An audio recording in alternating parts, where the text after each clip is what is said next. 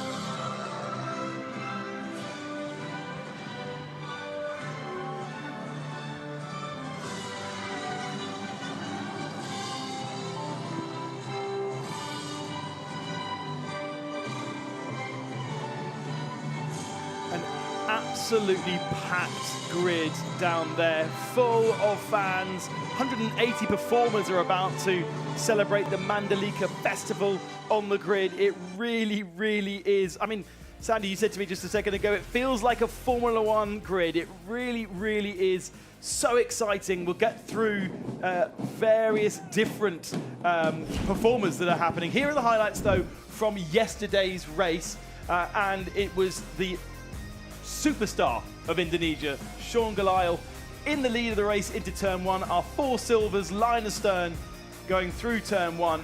And watch out for the number 37 of Anthony Liu. He was putting pressure on Akish Nandi through the first couple of corners. There was a bit of contact, and that meant that that car had to go into the pits to fix the contact. The Lamborghini, though, just about got away with it. A slowing Porsche caught out Brian Lee in the BMW, contact between the two of them, and that would cause a safety car. That safety car would take quite a long time. It would go through into our pit window, delaying the pit window and delaying the driver change. A challenge here from Frankie Cheng down the inside, or staying on the inside of Akish Nandi to keep Nandi in fourth position with a battle of the silvers. Then pit window opened, all the AMs come in and they exchange for their pros. No such change for Sean Gelael, though, because he is on his own, therefore doesn't have a pro to hand over. He's part of our silver one driver entry.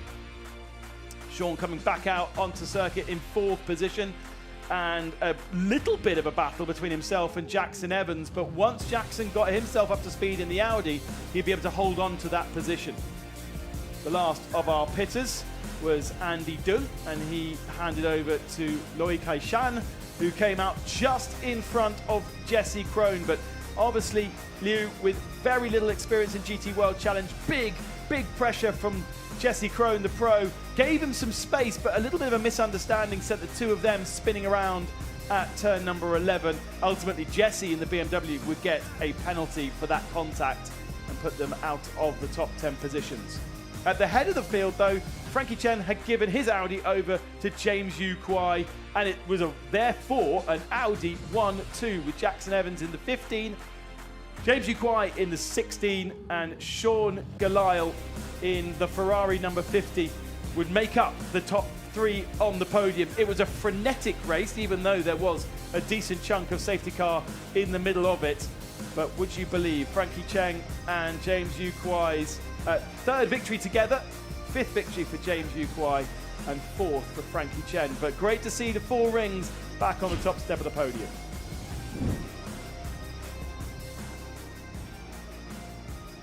We've got racing in GT World Challenge Europe coming up from Brands Hatch today.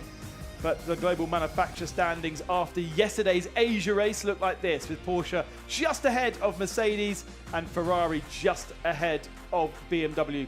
All four of those manufacturers, all five, top five represented here in Asia. And of course, that will change after our race. And then you'll have a few hours break before you can switch over to Brands Hatch and watch the two sprint races from GT World Challenge Europe. Or you might be going to the beach, because around here there is a lot of beach to be had, there's a lot of surf to be had, and there's a lot of festival to be had. 180 performers down there on the grid. About 5 different performing festivals from the Mandalika Festival.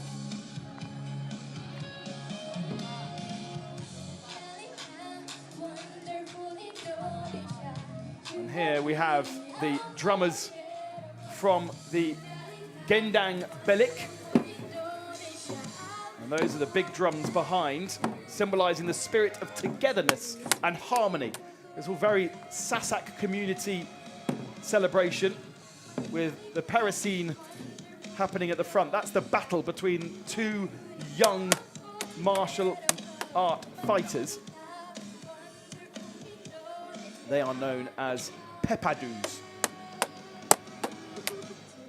And it looks a little bit frenetic, but apparently it's not. Apparently this is all rehearsed. Meanwhile, whilst those two are fighting with each other, we have the Mandalika dance, Dan Wonderful Indonesia. And we also have the Mandalika fashion and Mandalika song.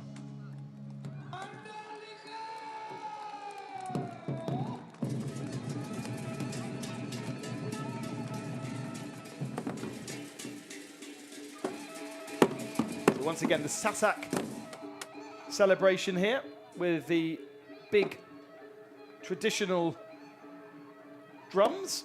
Obviously, initially the drums were assigned sending off the Indonesian people and the Sasak people off to war, but now it's become more of a wedding procession celebration. Not these two, obviously, because they're fighting each other. It's a rattan stick called a pendulin, and the shield made from buffalo hide called an ende. We've also got the Costume Carnival Mandalika Wonderful Indonesia Festival in here. Costumes, a grand visual narrative of Indonesia's natural majesty, cultural diversity, and its rising prominence on the global stage.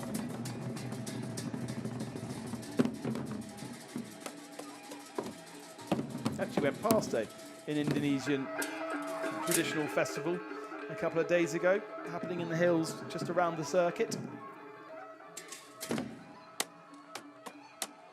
And it is so great to have this kind of scenes setting the scene. We know now we are definitely in Indonesia. This is not Japan, this is not China, and this is not Malaysia. This is very much Sasak Indonesian Festival. Looks like some of those drummers may now be moving away.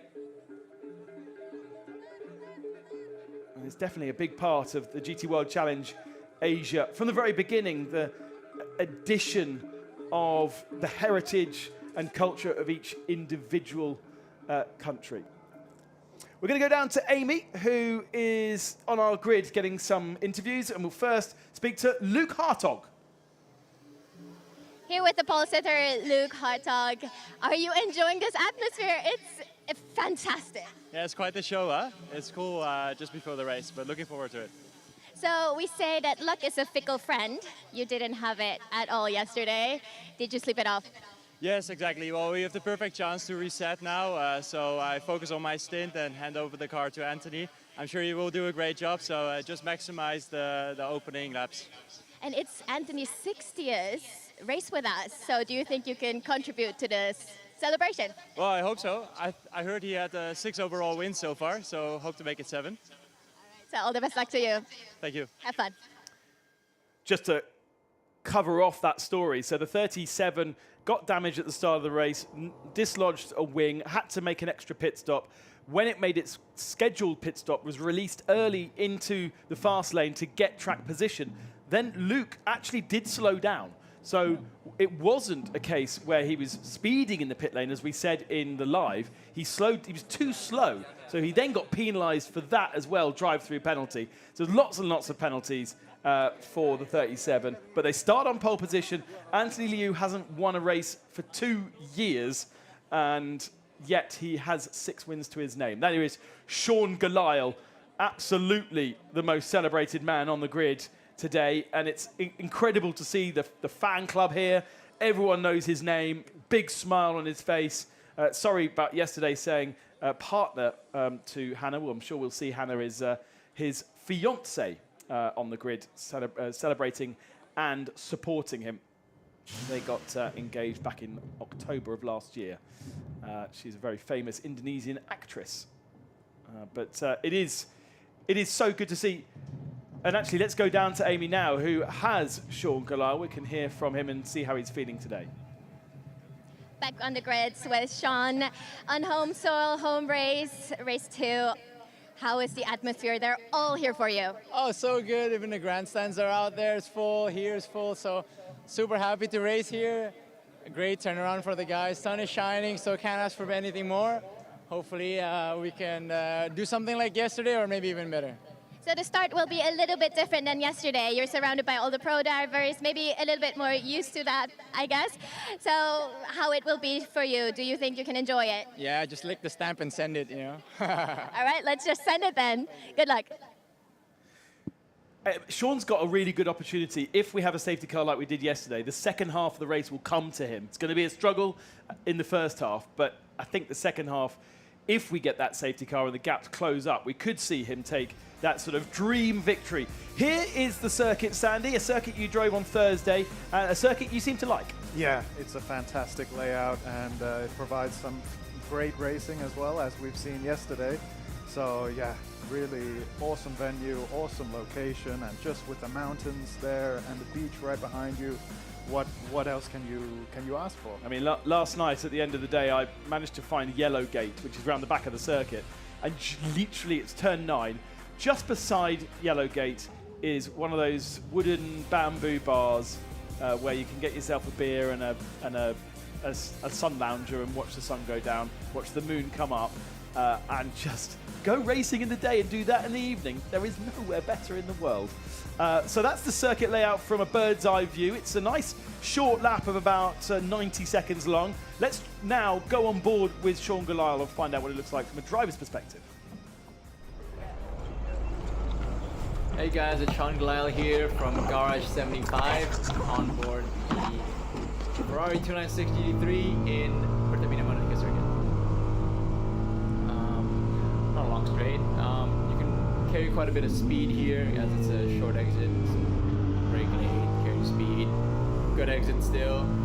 Then it's a nice flowing section here. Prepare as it's a lot of combined corners on the right and the left. Try to use as much road as possible. Good scenery. Then it's a flat section here, the double ride, the triple ride actually, into the nice high-speed corner here. I did a bit of a lift, but I think lower fuel, new tires, it should be good. And what a view coming here, and yeah, braking just around the 100. Not really a hairpin, like quite a quick hairpin here, to be honest. Get inside, get a good exit, and then it's a nice start of sector 3 here. Clip inside, carry as much speed as possible, while trying still to be close to flat as possible on the left, and just over this small crest into the fast left-right section. Try to carry speed, get a good exit as well into the last part of the corner here. You have a couple guys doing different lines depending on the car balance you have. Here I chose just get a bit tighter, nice easy brake, shallower, and then keep it tight. Good position for the last corner and get a good exit for the last straight. So there you have it, one lap with me, Sean Gelael in Manda-LOVE-it circuit. as we see then, medium to high speed on many, many corners. Obviously a circuit designed with bikes in mind, those very low curbs. The other thing is they're quite difficult to see, aren't they? So picking out your picking out your apexes, it can be very tricky. Yeah, I mean, the track is quite flat, aside from that little crest we see in 8 and 9.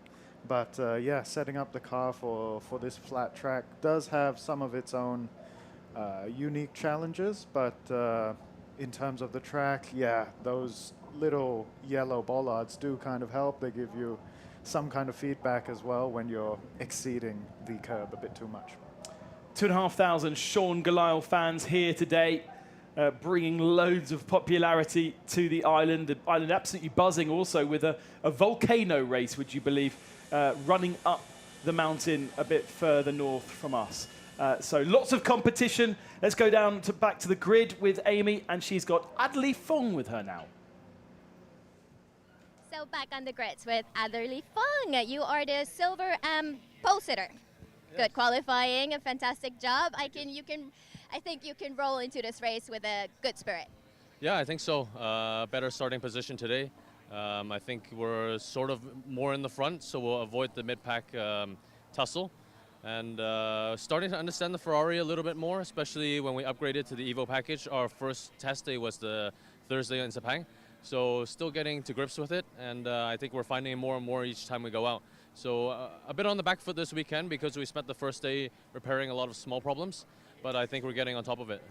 I wish you all the best luck and enjoy the race. Thank you very much. I'm hearing that quite a lot, especially from Harmony Racing, that this Evo step there's a lot to play with, and therefore there's a lot to learn in a way that sometimes an Evo doesn't seem like a big step. Certainly the Porsche Evo, it doesn't seem like it's changed a lot with the car.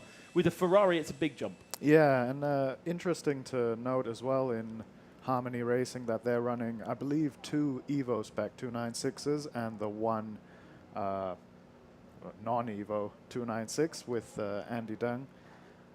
So it's interesting to compare the two. It still seems like the non-Evo is doing fairly well, but I'm sure, as Adderley has said, once they start figuring out that Evo package, it should have an edge. Yeah, and I wonder how much it is just about the fact that the team hasn't yet maximized what they can do with it versus they have with the car they know from last year. And I mean, we're talking the ability to move around suspension geometry on the front end of the car. You don't have that on the first version, you do on the new version, which means there's almost a never-ending opportunity to do tweaks. Yeah, yeah, exactly. So it gives you a lot more room to work with, especially on the front end of those 296s. But as we see, the non-Evo is still a very competitive package.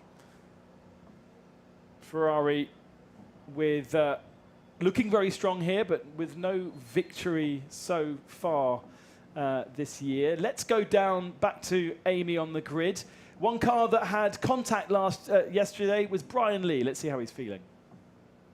So back on the grids with Brian Lee. So this race is going to be your 50th race with us on GT World Challenge Asia. Very festive. Do you think, you had some bad luck yesterday, so do you think you can roll it over? Yeah, because my teammate Maxim is a really stable, really good driver, so I can rely on him to give me a good position so I can find my back on the podium for today. And, big shout to the team. They fixed the car overnight. Yes, yes. Very good work for them, and then the whole team fixed the car. The car looks amazing, brand new today, so should be good. All right, with the brand new car, good luck on track then. Thank you, thank you. Great racing to you. Yeah, unfortunately, Brian, catching a slowing Porsche at the fastest part of the circuit, very, very unlucky. One line, sort of half got past and then caught each other, and they both went spearing off the circuit. As Amy said, 40 race starts in GT3 and 10 race starts in GT4 in the GT World Challenge Asia platform. It started back in 2017, and because we've got to sort of this point of the calendar years, we've got a few festive celebrations. Yesterday, Ben Porter and Frankie Chen started their 75th race, and Brian Lee starts his 50th today. Anthony Liu starts his 60th. Let's go back down to Amy. She is with Jackson Evans on the grid, and he's in the car. With Jackson here, you're already good to go in the car. Great start from front row. You had some great podium yesterday. How's the race going to be today? Yeah, look, it's obviously nice to be starting on the front row alongside the sister car from the team. So, I mean, we had some good speed yesterday. Like you said, we're on the podium, so that's the goal again. We've got that 10-second penalty hanging over our head, but I'm really looking forward to getting started. It's also the home race for your partner, so good luck to you guys. Yeah, absolutely. Indonesian flag alongside Anders Pato, who was on the podium yesterday, and Jackson doing both GT World Challenge Australia and Asia. Different marks of car, different GT cars. And when we talk about GT3, Sandy, I think a lot of people think, oh, well, they must all feel the same. They're a GT3 car. They're so different, front engine, mid-engine, rear engine, that they are completely different beasts. Yeah, very correct. I mean, each brand has its own unique characteristics. It has its own strengths and weaknesses. So also, we can't forget about the BOP, which changes every year. So to really get the best package together all the time is not easy, but it's a good field and a good variety of cars here that we see today. Excited to see what Brendan Leach can do, the New Zealander we just saw starting high up the field. Yesterday, by the way, he did end up getting that third position in Pro-Am. Remember, we were waiting for the podium ceremony, and we saw Klaus Bachler come on the podium. Even though the penalty had been given, it hadn't been applied at that point. And so at that point, he was still third. But then the penalty was applied about an hour and a half after the race, and that then dropped him behind Brendan Leach, which is a shame because him and JJ Sim would have liked to stand on the podium in third Pro-Am. But anyway, another opportunity for Brendan and that iridescent Ferrari to have another go. And he is properly at the sharp end. The two of them meeting in the Lamborghini Super Trofeo Championship, where Brendan's been a world final winner. And then, as so many do, they want to progress. They want to move forward. And where do you go after a one-make championship like that? That's what GT3's for. New livery for Alessandro Goretti and Ron Juan, who I think still are our championship leaders. There is Alessio Picariello. Picariello. It's becoming very annoying for me. Yeah, I didn't see anything of that Porsche yesterday. Yeah, very, very little. They were quietly working away. Hopefully we see more of them today. And it is strange. I think that's one of the chats in the paddock is how Anthony and Luke's number 37 Phantom Porsche is so strong, particularly in qualifying where Luke's lap was mighty. And yet the rest of the Porsche, whether it be Absolute, whether it be Origin, they seem to be scratching their heads a little. Yeah, it seems that Phantom has really figured out something for this circuit. And clearly Luke as well did a fantastic job behind the wheel to really get that lap, because it was a very good lap. First start for Luke Hartog and first pole position. That's the sign of a star, isn't it?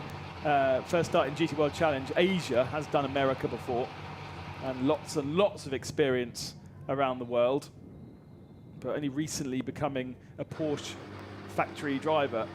So taking the seat of Dorian Boccolacci, who we are used to seeing in that number 37 car, but Dorian racing at Brands Hatch this weekend. There's also racing in America in a different championship that take away a lot of pro drivers. So it seems like nobody wanted to race last weekend in the world of motorsport. The weekend before was absolutely mental, and this weekend is absolutely mental as well.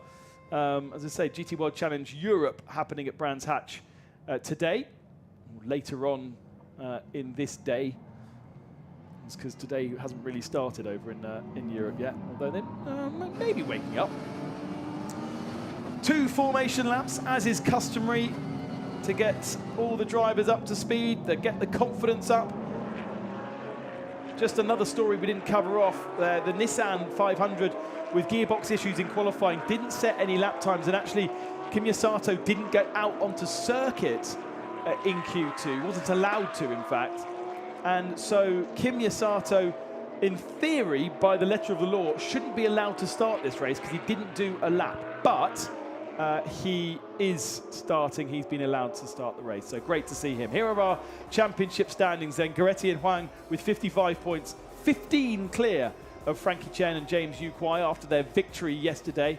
And then Lu Wei and Alessio Picariello in third position, with Anthony Liu and Dorian Boccolacci fourth still, even though Dorian's not here and Anthony didn't pick up any points. It was such a different result yesterday to what we've seen before, and therefore a good field spread of points across the board.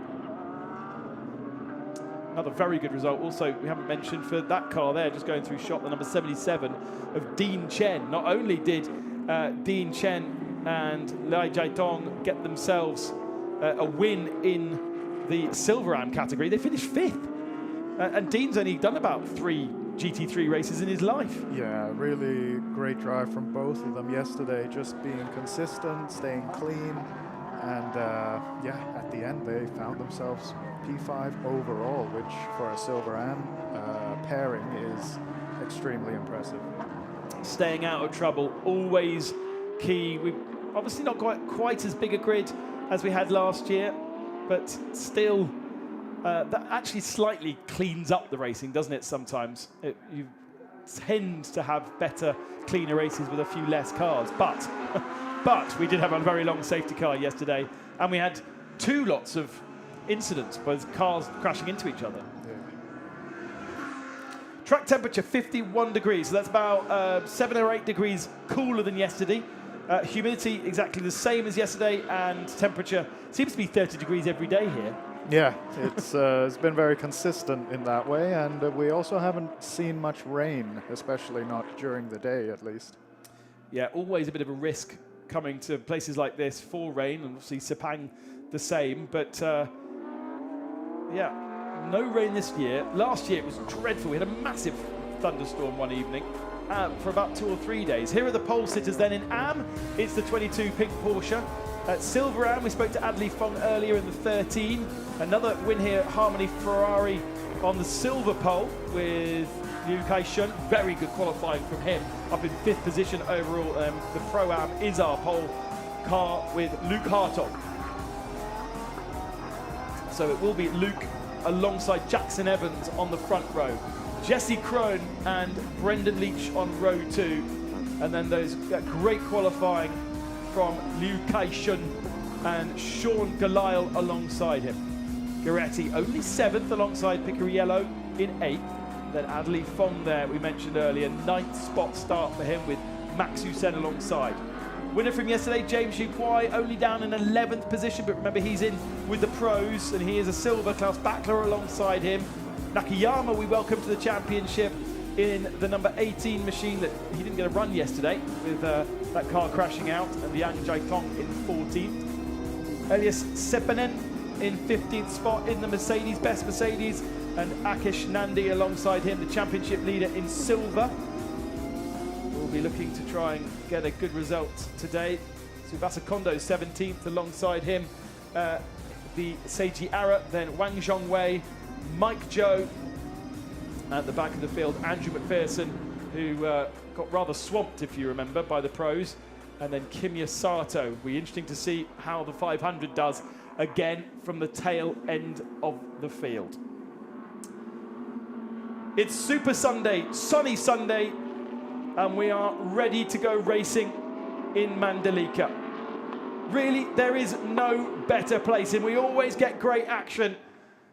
Watch out for these pros going at it around a fast circuit in Indonesia. We are racing once again for round number 4, and it is very, very tight, and there's a lot of muscling going on with Liu Kai-shun getting his elbows out in the Ferrari, has the inside line going down in towards turn number 1.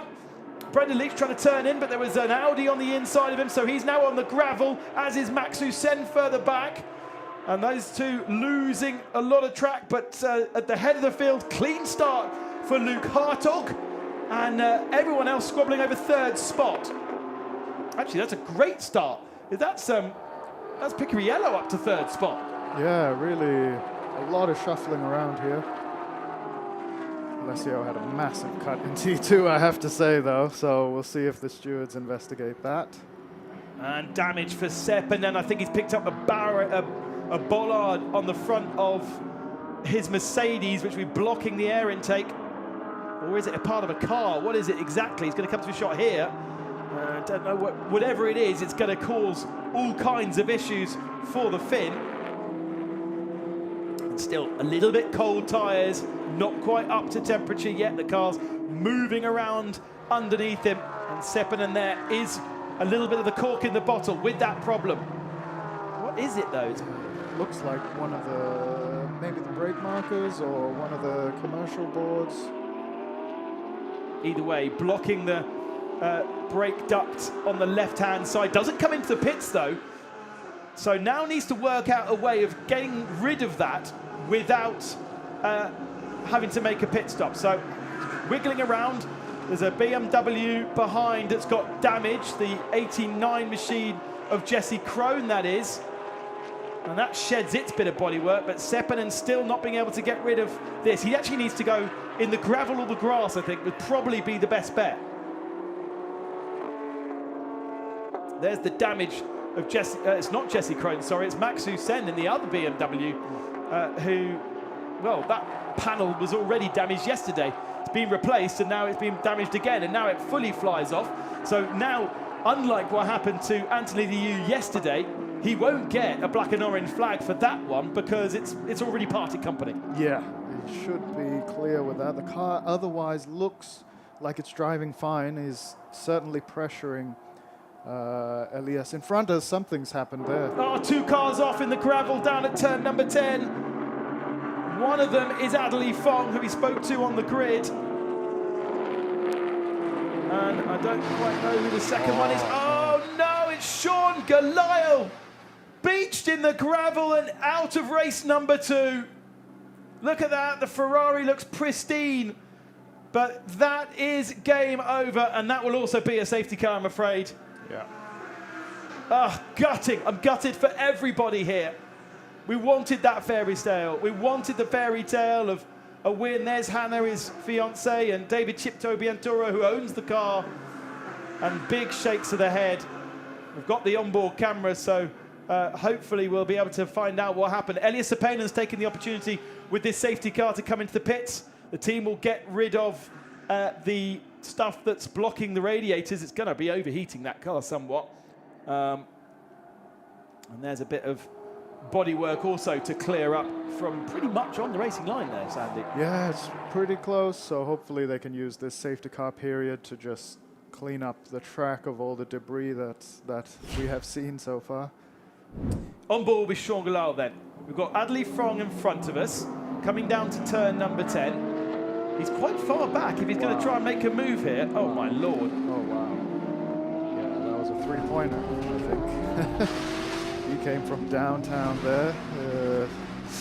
Yeah, that's a difficult one, though. Yeah, I think he slightly misjudged that one, I'm afraid. And I think Adderley Fong's quite lucky to get away with that. He is at the back of this safety car queue. Oh, no, Sepänen's got caught behind the safety car now. Will the safety car let him through? Yeah, he has to, because he's the first car. So he's not going to lose a lap. That's good news for the Finn. But for the moment, the safety car not letting him through as the rest of the field come down, start and finish straight. It is Luke Hartog who leads. Jackson Evans in second. We're going to have a look at the first couple of corners again to see how Alessio Picariello got into third position, because he was about row 4 on the grid, and getting up to third position by the 5th corner. As you said, Sandy, you think he may not have always been on the track. Looked like a small cut. A small cut. I'll say that, a small cut. But yeah, hopefully we get a replay of the start, because a lot happened. I believe Adderley also made up a lot of positions. So yeah, hopefully we get a replay and we can dissect what happened there. So Sepänen's now been released to be able to catch up to the tail of the safety car queue. And then it's just waiting to see how long the recovery will be as to how much of an effect these pros can have, all the silvers can have for their AMs. Silver AM being led by the 25. What colour would you call that? Sort of blue, sort of green. Teal? Teal? Is it? Oh, Is I it? like it. I'm Did not I sure. ask you that in Sepang? I feel like I did. Very, very iconic colour. Both Porsche Okazaki cars, iconic colours. Going through shot, second in silver is Akish Nandi behind Kim Yasato. Sorry, that's third for Nandi in silver. Leading AM is Wang, just ahead of Mike Joe, 15th and 16th for those two. But Kim Yasato up to 12th position. So how on earth has he done that? From the tail of the field, Sato has made up a good 10 positions. Right, let's have a look at the start again. It got very frenetic, but you need to look a couple of rows back, really, to see exactly how Picariello got to where he did. So, very, very bunched up. There was a little bit of elbowing going on. Liu Kai-shun in that silver Ferrari. Where is Picariello at this point? He's boxed in, like completely boxed in behind Jackson Evans. Loads of cars to his left-hand side. How does he do this? So that's where, okay, oh, No, nice. It just opens up for him. Yeah, he did really great. So I don't think the track limit really, I don't think he benefited from it. So I think it's okay. On board with Sean Goliath. So look at Brendan Leach here. Oh, he gets a bit of a swapper on. Brendan's car ahead of us. Yeah. Oh, Picariello, look at that. Yeah, he Unbelievable. nailed the start. Nailed the start there. And then Brendan wants to turn in, and there's an Audi, so therefore there's a bit of contact. Door opens, and through goes Picariello. And there's Adley Fong as well in the white Ferrari taking advantage. Yep. There. And then, was that Jesse Krohn's BMW that was off on the inside? I think it was. So, no, they've pulled him out the gravel, but because he's had outside assistance, he does have to go into the pits and retire, I think. That's a shame. Unlike, there are certain championships where you can be live snatched and then carry on, and particularly endurance championships, but unfortunately, usually he'd be pulled behind the barrier, but actually around this circuit, because it is designed to be a bike track, there's not that many holes big enough to put cars through, and because some of the gravel traps are enormous, it's better to put them back on the track, easier to put them back on the track, and then off they go, if they can. So, unfortunately, into the pits, Dolly Jacks will be coming out, and that will be day done for Sean Goliath. Oh, he's going to be so disappointed. Yeah. It's going to take a while for him to get out of that car, I think. Yeah, hate to see it. No, Sean's been racing for such a long time. So he's first jumped into a race car back in 2006. So 20 years in motorsport. Waves to his crowd. He's got a big crowd here. And he's going to go back to the garage, and his fiancée Hannah knows to stay away. At these periods of time, just leave the racing driver to be the sulky child that he needs to be. Because he'll be disappointed himself for that. He'll know exactly what's gone on. First time ever racing in Indonesia. First time racing at a home race, the opportunity for a home race. He'd only be able to really race in Indonesia in Jakarta when they had Formula E, but obviously he's a bit too tall for Formula E. He could probably get his legs in, but it wouldn't be sticking out the top. So this, the first opportunity to race at home. And wonderful to have him with us, but very sad to see that number 50 car retire. And hopefully David Chipto Bantioro can persuade him to come back for another round.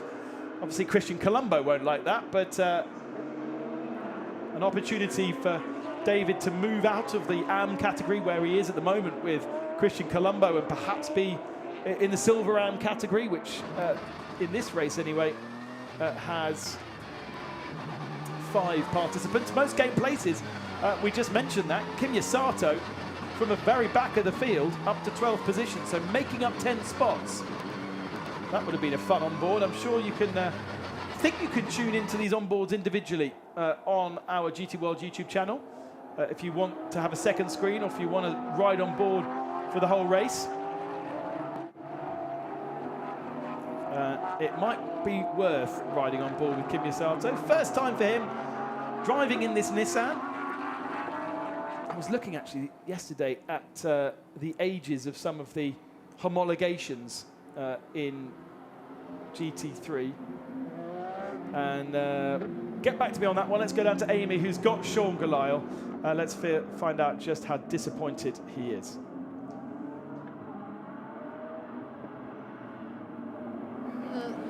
See you leave. What happened?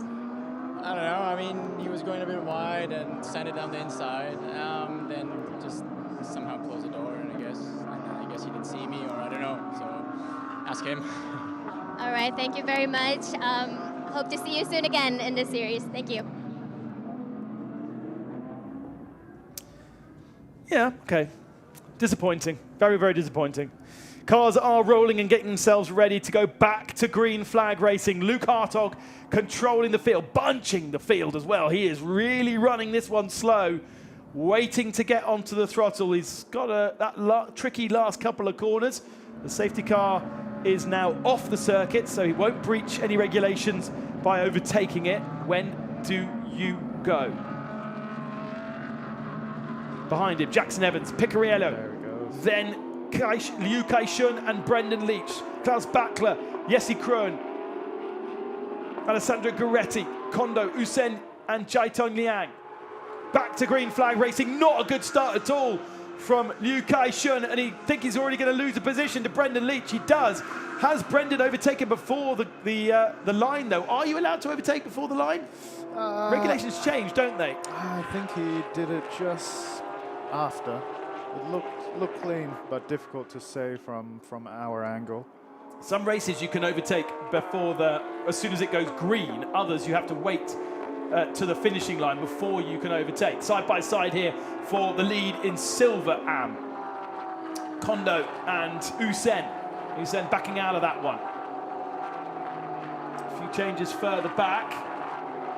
Ignore, by the way, car 18, Nakayama, going up and down on our timing screens. That's because he has got a transponder that's not working. Actually, here he is down the inside of Kim Yasato for 12th position. He's going to open the door, though, for Liang Jiatong.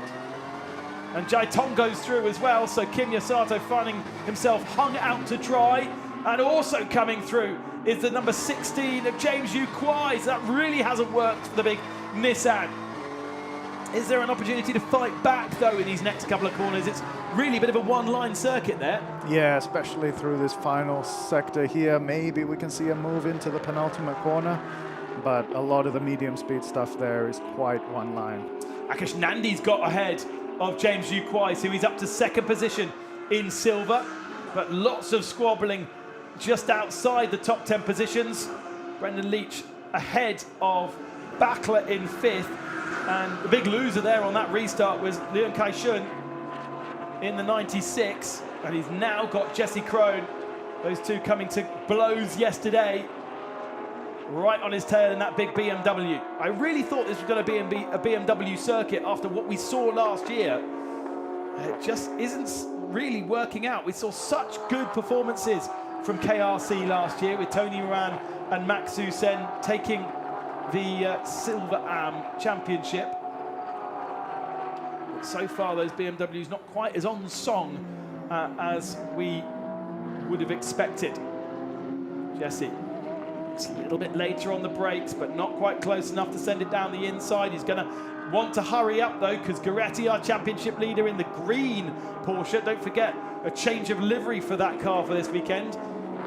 The Barung of Indonesia is the big dragon on the left and right door of that car.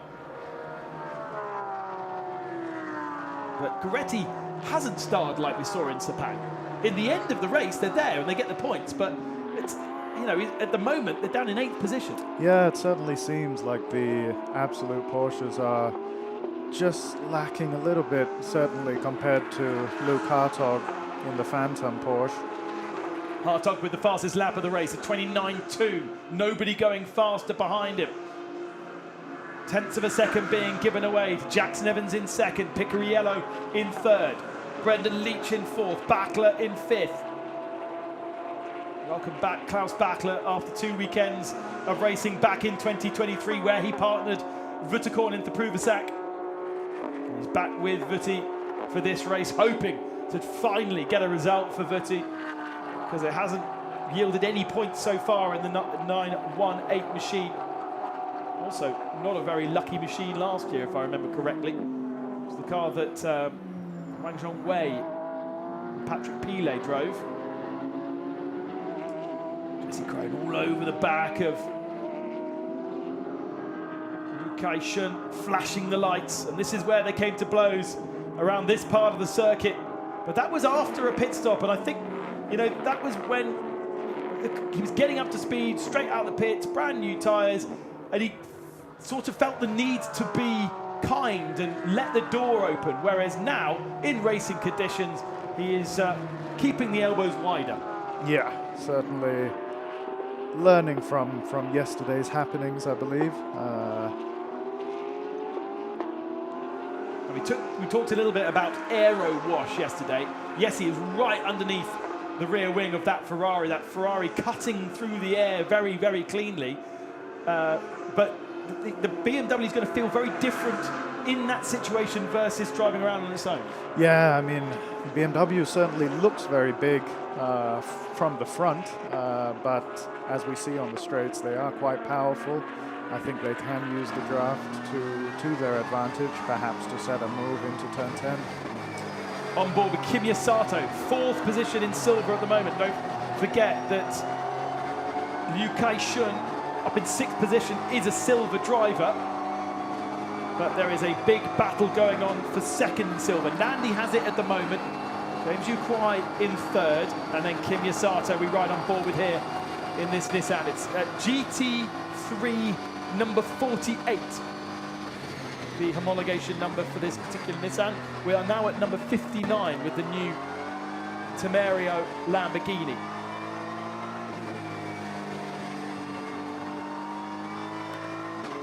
I go quiet for a second because I love listening to the engine, particularly of the big Nissan.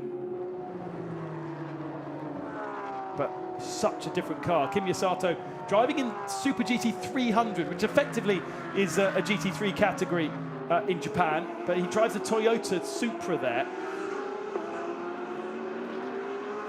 And so it's a modified GT3 car. Oh, that's a late move. Late dive from James Yu Kwai, and that's going to unsettle Akish Nandi, but it's more going to unsettle James Yu Kwai. Yep. Here comes the Nissan to its outside. Big, long straight here to allow the Nissan to squeeze, to squeeze, to squeeze. Oh, James has sent it back up the inside to hold on to the position. Good, aggressive move from James Yu Kwai. We see it time and time again, but I don't think it'd even tickle you if you saw him in the paddock. Sorry, James, but it just so aggressive on circuit. Yeah, I mean, he really used the brakes on that Audi to his advantage there. As we know, the Nissan big, little bit heavy, and the Audi lighter, more nimble. It can brake later, and was able to defend his position very well. Oh, look, by compromising the Nissan, he's given himself a good 5 or 6 car lengths, and the recovering Elias Seppänen trying to get involved here, of course, also a silver driver in a different category because his partner is an AM. But we've got from 9th through down to 15th, all the silver drivers showing just how good Liu Kai-shun is doing up there in 6th, keeping Jesse Crone, keeping Goretti at bay. And yes, and don't forget Nakayama, who is up there in 11th position. Our graphics run, of course, automated. Gone are the days where there are lots of people doing lap charts and inputting it manually. But unfortunately, his transponder not working, so he falls to the bottom of the timing screens on every lap. But don't forget he is there. Getting close to the pit window now. Opens at 35, shuts at 25. But all the silvers and all the pros will probably stay out until the end of the window. Akish Nandi with a bit more flexibility as to when he can come in. And then it's a question whether the Nissan want to get Kinya Sato out and put Aoki in the car because he's a faster driver, and the same applies to Frankie Chen and James Yu Kwai. who the faster one is and who you want to maximise time with. We will see the number 51 of Andrew McPherson coming into pits to put Ben Porter in, because Ben was mighty as an AM driver in the 51. And this car has been given a 5-second penalty for causing a collision. I don't know if we saw that, did we? I do not recall. Here we are on board. Let's see who he made a collision with. It was another big send. My lord. Lucky not to go into the back of his teammate. Wow. So was that an Audi that he swept off the road? It certainly looked like it. Yeah, so that must have been the reason why James Uquai lost ground on lap number 1. Now, we did hear at the start of the race Sean Galisle saying, lick the stamp and send it. He did, but so did Nakayama. Yeah. Luke Hartog still leads. He has 1.8 seconds of an advantage over Jackson Evans in second, and then Alessio Picariello in third spot, also about 1.4 seconds back. Brendan Leach in that Ferrari 296 GT3 Evo, keeping them honest, as is Klaus Bachler. Oh, Dorian, I hope you're not watching this. This is feeling like it's getting closer and closer to a victory for the Phantom. Anthony Liu Porsche. Since Anthony moved to Phantom, he's had this Porsche run by Absolute, by Origin as well. And since he moved to Phantom, no victory to his name. Luke Hartog fastest in all 3 sectors. Yeah, incredible pace that the front runners are showing now. I mean, deep in the 28s after many, many laps already. There is Anthony getting himself psyched. It does tend to be the Chinese man's luck that doesn't go his way quite often. We do find him getting caught up in a few troubles, but with the silvers quite far down the field, he possibly won't be troubled. The only one I'm looking at here is the 96. Liu Kai-shun is 8.3 seconds behind Luke Hartog. Now, silvers don't all have success penalty. Last year, if you remember, every silver had a success penalty, but that rule has changed. You only have a success penalty if you're in the top 3 overall. So the 3 cars that have success penalties, outside of Akash Nandi being a silver, and so he gets a 7-second penalty for being a single driver, not because he's a silver, sorry, because he's a single driver. 7-second penalty for him for being a single driver, and then 26-second penalty because Frankie Chen and James Uquai are silvers and took victory. So 26 seconds they'll be sitting in the pits longer than the rest. And then the other Audi, the number 15 of Jackson Evans and Pato, sitting second position right now, but they've got an extra 10 seconds. So they're going to drop a decent chunk, probably outside the top 10. Going to be a lot of work for Pato to do in the second half of the race. And then the third car that had a lot of penalties, and actually here comes the number 16. And the third car that had a lot of penalties was Sean Galisle, 23 seconds of penalties, 7 for being a single driver entry, 11 for being a silver in the top 3, and then 5 for being in the top 3. So it would have been a hard day's work from him anyway, even if he didn't retire. Yeah, definitely. So coming in when the pits are quiet, James Uquai out of the car, Frankie Cheng into the car. As I say, absolutely no rush here. Pit in to pit out, 100 seconds as dictated by race director. That changes every race depending on the length of the pit lane. It was 90 seconds in Sepang.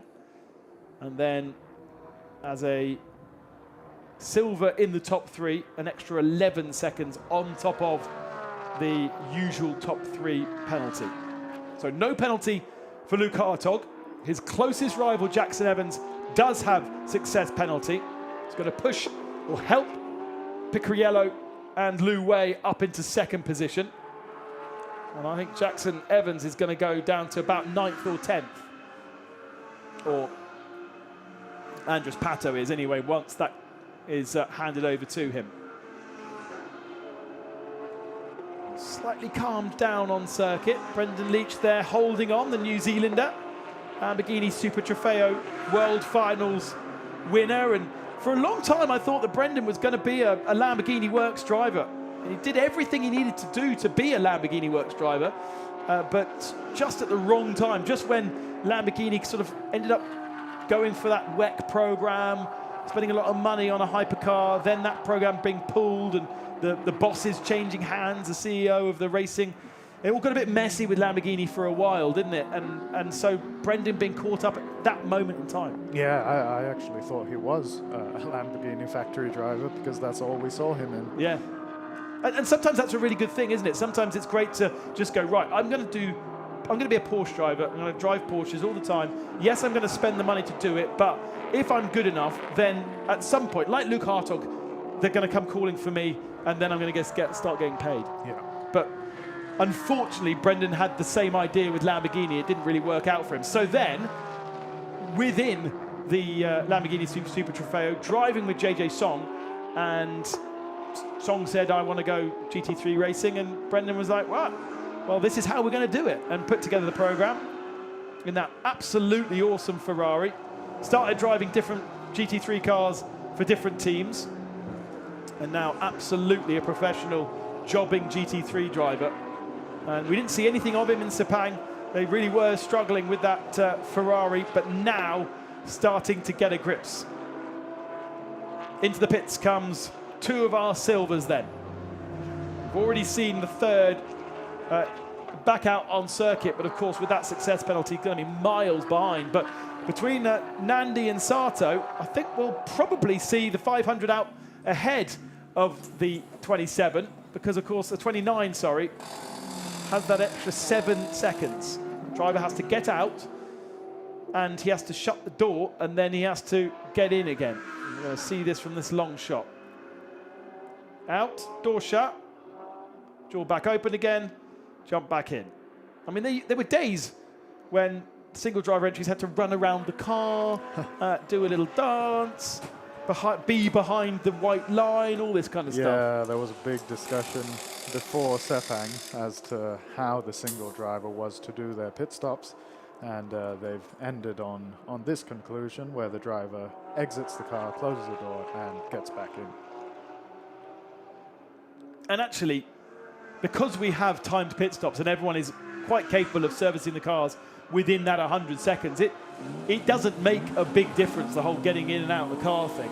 No, it's mostly just an extra physical thing for the driver to do when you're already quite hot and fatigued from a good half hour of racing. So can understand why Akash is not best pleased with that solution, but as we've seen, he can maintain a strong form throughout the entire race. Straight onto the pit out button, straight up to speed then, but he does have some chasing to do because the 500 of Aoki now out ahead for those silver points. And of course, Akash Nandi not just interested in the silver championship, but also interested in the overall. That's why he's chosen to be a single driver entry. Lots and lots and lots of work to do. The good thing was, yesterday, he didn't finish in the top 3, which he did obviously in Sepang, which meant that race 2 was a write-off. At least if you're not in the top 3, but high up, then you've got an opportunity in race 2. Let's see how it all shakes out once the rest of the field have made their stops. Brendan Leach under pressure here from Klaus Bachler. Austrian Works driver taking that outside line to try and switch back. That might give him a better line and a better exit out of the final turn. You get the feeling that Brendan may just be starting to struggle at the end of the stint with the tyres here. His last lap at 29.8. A good half a second slower than what the guys ahead have been able to do. Look at Luke Hartog. So Luke Hartog's best lap at 28.6. Last lap at 28.8. 1.8. He's only lost 0.2 of a second. Yeah. Jackson Evans the same. Picariello the same. So actually, Brendan is struggling in compared to the cars around that are not.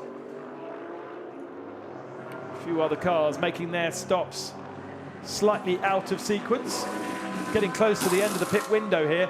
And Andy Dung actually getting into the Ferrari quite late. I was expecting to see that Deng Yi getting in earlier, because I would have thought he's the stronger of the two. But the win here, Harmony placing their faith and trust in Liu Kai-shun. Yeah, who did a fantastic job in that first stint. I mean, he kept his position and ran with the front runners the entire time. So for a rather inexperienced Silver, I think he's done a fantastic job, and that's why they've kept him out for so long. Here we go, 1 minute until the pit window shuts. So the rest of the field of our pro drivers now coming into the pits. I love this part of any GT3 SRO race, because suddenly you've got different drivers in the car and the order all flips around. It's going to be Anthony Liu who jumps aboard the 37. Wei Lu in the 4. JJ Song in the 72. And Andres Pato in the 15. Klaus Bachler handing over to Vutakorn and Tupuvasak. They've not scored any points so far this year.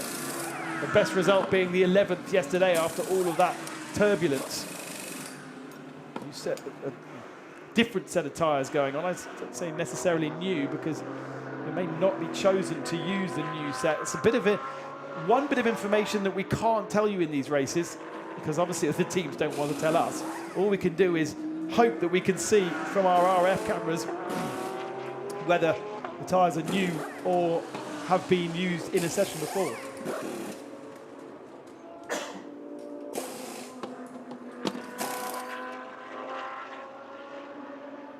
Is there like a common consensus as to what you do with the allocation of tyres, or does it really depend on various different factors? It really depends on strategy. I mean, you could see teams opting to use 2 sets in qualifying, 2 or 3 sets in qualifying, in fact. But of course, then they are slightly compromised for the race. So it truly depends what category you are and what race you want to prioritize. So yeah, very difficult to say. It's part of the strategy of every team. Oh, nearly an unsafe release there for the 911 of Ron Huang, just about managing to get ahead of the Audi. I wonder whether race control will look at that. We saw it yesterday with the 918, but the 918 ran down the red line there in the middle of pit lane, so that was definitely unsafe because he never managed to get into the fast lane, whereas Ron has got into the fast lane in the 911, and therefore I think race control will be okay with that. Anthony Liu now aboard the number 37 Phantom Global Porsche, and he will wait for the the timing to catch up with itself as to the gaps, but it looks as though it's Lu Wei in second position behind him. And yeah, timing does take a little time to sort itself out. Is Lu Wei in second? And then Vutakorn, I think, is up to third position. So it's been a slow stop. It's been a bad stop for the 72 of JJ Song. They've tumbled down the order. We were expecting the 15 to tumble down the order because they had success penalty, but the 72 didn't, and the 72 is, well, we'll have a look when they come across the line because it will now reset. So there's first, there's second, there's third. Porsche, Porsche, Porsche, Porsche in fourth position for the 911, then Pato ahead of Andy Dung, and yet JJ Sung in the 72 at the tail of this field behind the 2 BMWs. So that's been a dreadful pit stop for them. Also not great for Porsche Center Okazaki. They too dropping down the order. Here comes Akish Nandi down the inside. A little bit of a late move there. Couldn't find a way through on the 18.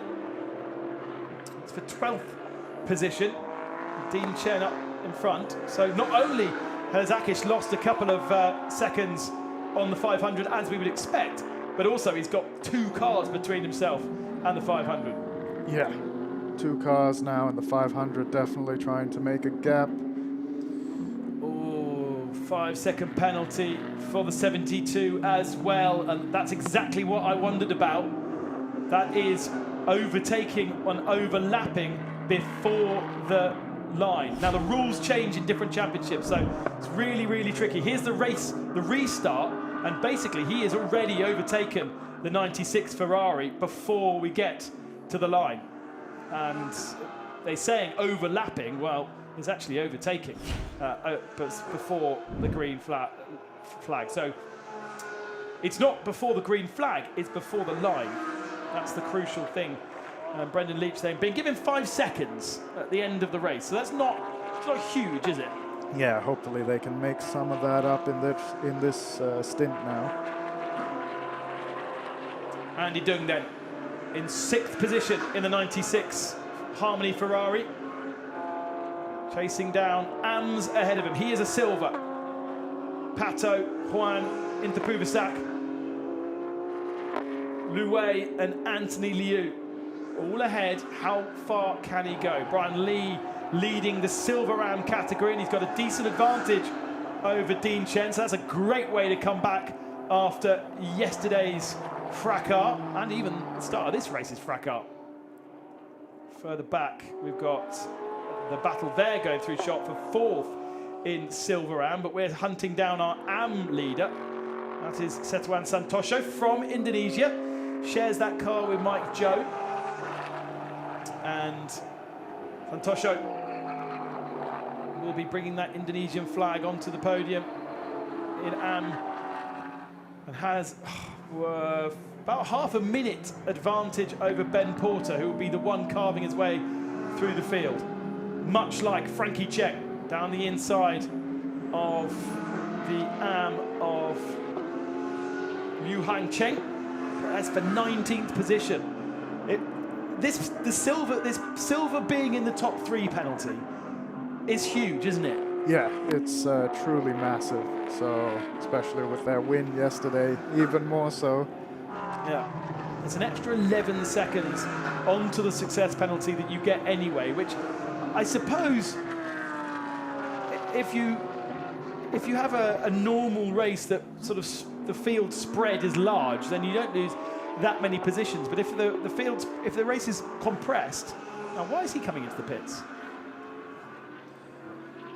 Hang Cheng Liu coming into the pits for a drive-through penalty, or he's coming into the pits for a problem, but I don't think the car's got a problem, and that's going to drop him behind William Ben Porter and out of 2nd position. And that car is so fast in Am, but that's even more chill for Satuan Santoso.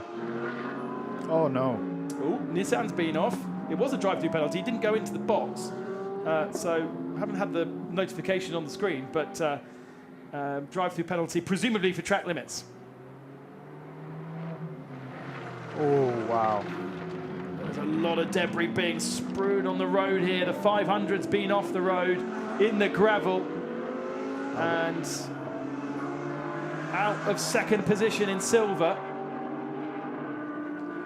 Where was that? Was that in the fast? Yeah. Yeah. 8-9. 8-9, yeah. Would not have been a very fun place to go off the circuit for Aoki. No. I'd like to see a replay of that. We've also got the onboard camera, of course, so we'll find out in just a few moments what's been going on. Here is Andy Dung, though, as we'd expected, starting to find his way through the field. Got Andres Pato in front of him. Pato 5th in Pro-Am. In the Audi that had success penalty for being 2nd yesterday, but still in a strong position. Are they also hunting down Juan Rohan? Feeling they might be. For some of these AMs, it's always inspiring when you've got a faster driver in your mirror. It does sometimes, you sometimes find the AMs getting into a rhythm which isn't actually their optimum. Yeah. Oh, big slide from Pato there, so distracted perhaps by the car behind, and he goes offline again, and off circuit again. And surely it'll be easy to slot down the inside. Andy Dung's going to take that. No. No. Oh, wow. Oh, no. No. Has Pato got that one slowed down? He has. Well, good effort for trying. Oh, 96 into the pits. 96 drive-through penalty. Also coming up on the on our timing screen for track limits. Wow, how unlucky.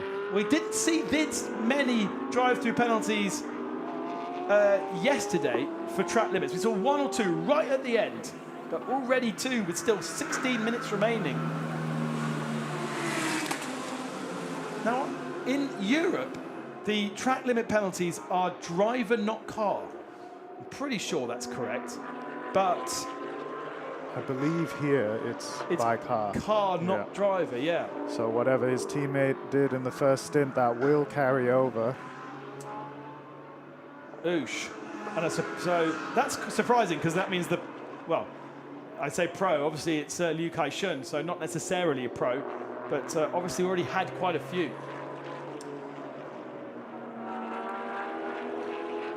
Hearing that it's turn 12, which is where a lot of the warnings are coming through the left-hander, and back up to speed then Aoki.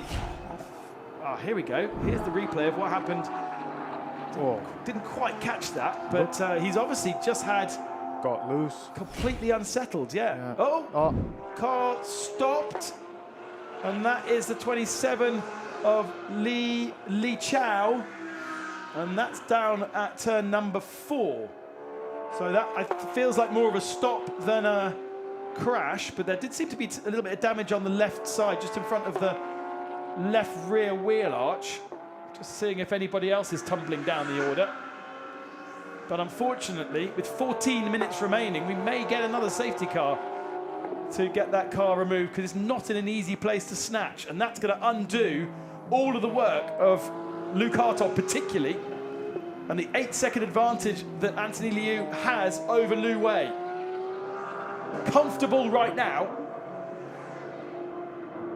And last time over the stripe, the 918 was incredibly close to the 911, just 0.3 of a second when they came over the line last time. So a bit of a battle going on for 3rd overall. And they are very, very close. Now, full course yellow. Remember yesterday in full course yellow, we saw a few cars able to go faster or cover less ground, because they're not going faster, they're actually going exactly the same speed. But they cover less ground and therefore were able to make up time. The master of it was Akish Nandi. Let's see if Akish can do the same thing again this time, because he's got a big gap between himself and the car ahead. Yeah. He is in 8th overall, and there's a 5.8 second gap between himself and Brian Lee. Now, this looks like it might be relatively efficient. And they're going to try and pull that car backwards. There is Andy Dung. Where's he come out? Behind the 18. So that's 11th position. So that actually isn't disastrous. He's still second in silver. Still second in silver, but yeah, they had a big lead, so silver class victory looked like it was in the bag, but really unfortunately for them.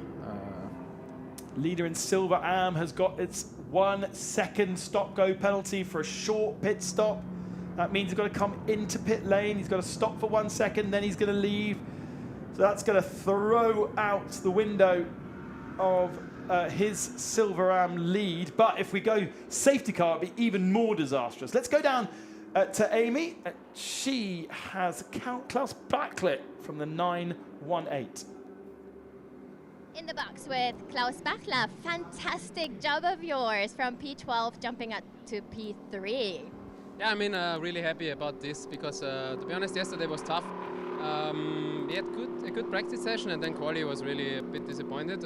We could not put everything together, also could not find the balance, also a small issue, but it looks like we found now something for today, and of course the start was in the end the key and the first laps, but anyway, we're in a good position, and hopefully today we finish on the podium. Hopefully I see you on the podium. Good luck till the last. Thank you very much. 2 weekends with us, Klaus Bachler, one of which yielded a victory with Vutakorn. It could still be a victory. If we go safety car, we're going to bunch everybody together. And there is Lu Wei and Vutakorn right behind, and then Ron Huan right behind them. So 3 Porsches, that is for second position, those 3. Then there's a gap. Oh, and we're not going to go safety car. We are going to go straight back to racing here. So the gaps do not get compressed. Back to green flag. And I think the battle to watch is that battle for second position, isn't it? Because who was paying attention and who wasn't? It was very, very short warning. Andy Dunn gets himself back up ahead of the 18, so up into 11th position and scuttles off into the distance. But anybody who is able to gain time under that full course yellow will have benefited. Here is Vutakorn Ante Pruvasak in the FAT liveried black and white Porsche, chasing down Juan Rohan. In fact, Ran Huan's got ahead, hasn't he? Yeah, I think so. So that happened straight after the restart. The green machine getting ahead of the black and white machine, both run by Absolute Racing. And that is also why Wei Lu has been able to drop them. Because there is now a 2-second gap between Lu Wei and Juan Rohan, not a 1 second.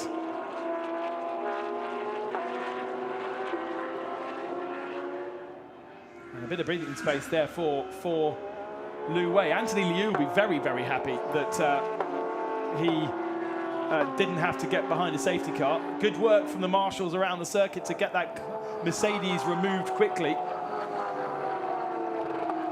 As Brian Lee, I can see now in pits serving his drive-through penalty. 1 second stop go, off he goes again.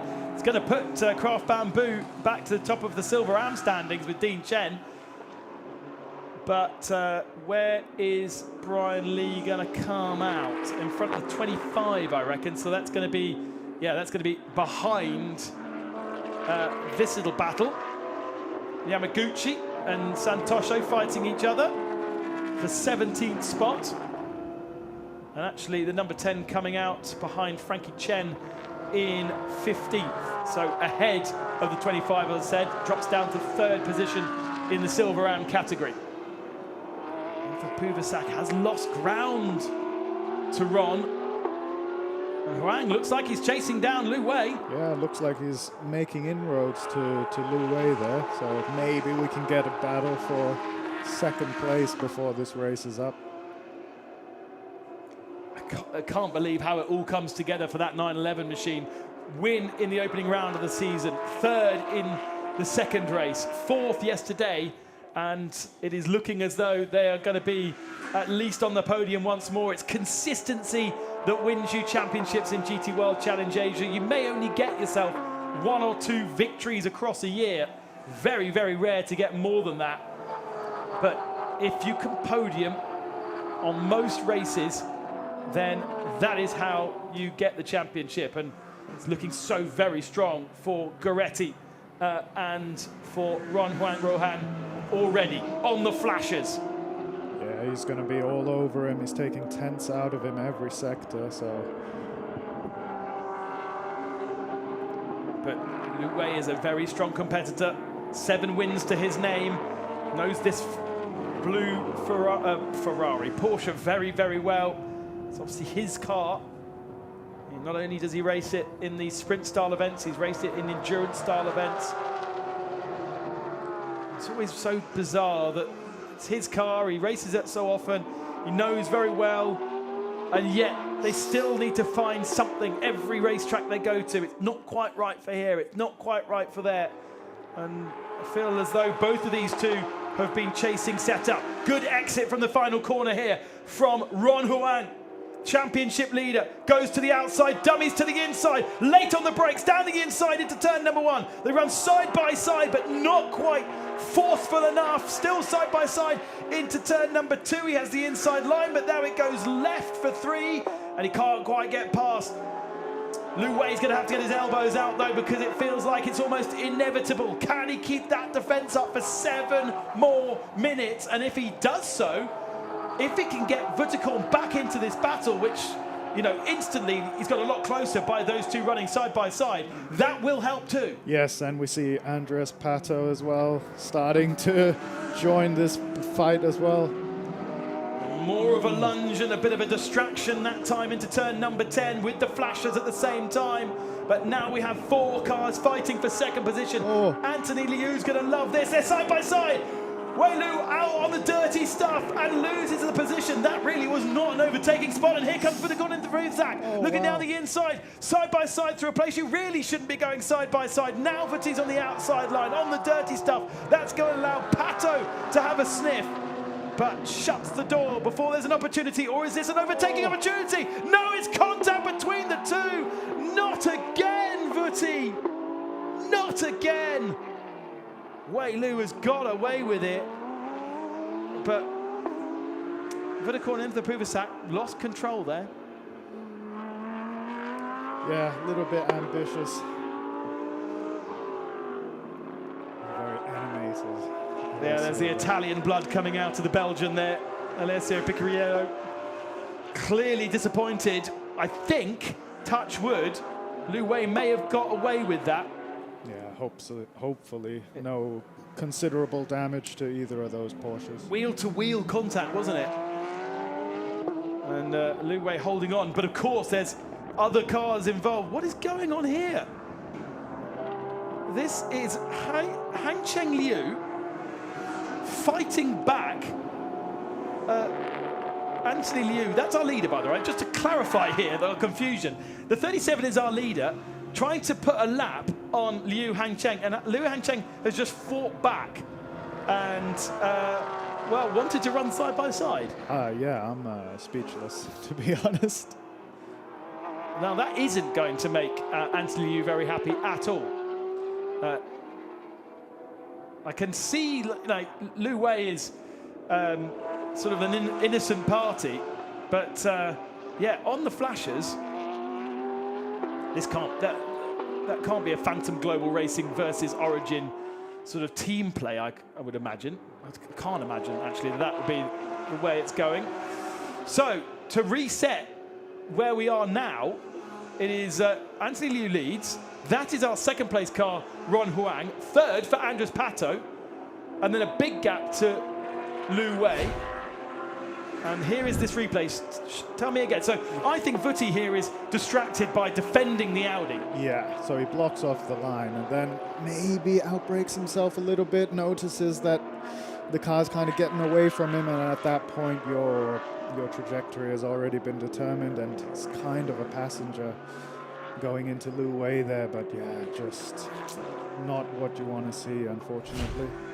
I think the way that the rear end was moving around so much felt like he was on the very edge of adhesion. Here's the 500 Nissan with, I think that's just one of the dive planes on the right-hand side damaged. He's still second in silver, third in silver, but Frankie Cheng is coming for him. 2.8 seconds the gap now for the final podium spot on the silver podium. We've got still investigations going on. I think that's going to be potentially a penalty again for Vutakorn into Puvasak. Oh gosh, and it's been like that. It's been like that in Sepang, and it's been like that again. And it's, I mean, we haven't seen Vuti for 2 years, but he has been racing in TSS. It's not as though he's gone away, had 2 years off, and now he's sort of trying to get back up to speed. He's an experienced racer. Yeah, he is an experienced racer. Perhaps not super experienced on Mandalika. So. Yeah, but we saw the same mistake in Sepang, didn't we? Race 2, he got a penalty that rolled into this weekend. Yeah. And we're hearing that our AM leader has got a penalty.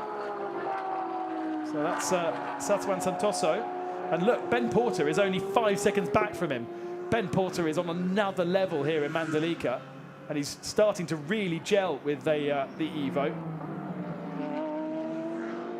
There is that dive plane just flapping about on the Nissan. 1.3 seconds now the gap between the 500 and Frankie Cheng behind. Should be coming into shot now. Yes, he is. And I think that might be a change as Setuan Santoso comes into pit lane with 1 minute and 50 seconds remaining and hands the lead of AM to William Ben Porter. Drive-through penalty for number 4 for track limits. Oh no! Drive-through penalty for track limits for the 4. And we're hearing 5-second penalty to Interpuvisak for the contact. So Lu Wei is going to drop well out of contention here with a full drive-through penalty. Oh, they've got a feel for them. I mean, it makes it really, really interesting for the championship, doesn't it? But as you say, you've got to feel for them because they're going to drop outside the top 10. At least they won't have a success penalty going to Shanghai, which is the next round. But with 50 seconds remaining, the Porsche that has unlocked the potential, the only Porsche really to have unlocked the potential here in Mandalika, is on course for a victory. Out of the pits comes Wei Lu. I think that was in 15th position, I'm afraid. Into Puvasak with a 5-second penalty. That's going to drop him down just to 7th position. So still going to be their best result despite. I suppose the decision there reflects the fact that he didn't mean to do it. It wasn't purposeful, deliberate contact. Yeah. It was the fact that he was out of control. Yeah. It was just one of those things that can happen in wheel-to-wheel racing. Actually, Lu Wei has come out in a battle with the 500 Nissan. It was a very, very tight battle with also JJ Song in the 72 that was strong earlier on, and Frankie Cheng. So that's a very interesting one. On this last lap, there's still going to be plenty of stories to try and cover off. And they'll still have one full lap remaining. But the 37 is clearly going to be the victor. Here coming across the line, the strong victor in silver. Nobody around him to challenge either. And actually, he's on the tail of that 3-car battle. Nissan's just about holding on to 3rd position in silver. And Akish Nandi is the leader in silver because of all of the drama for everybody else. Nobody wants to win silver. No, it's really fallen into his hands, so couldn't have asked for a better. Oh, that was into Puvasak off the road in front of him.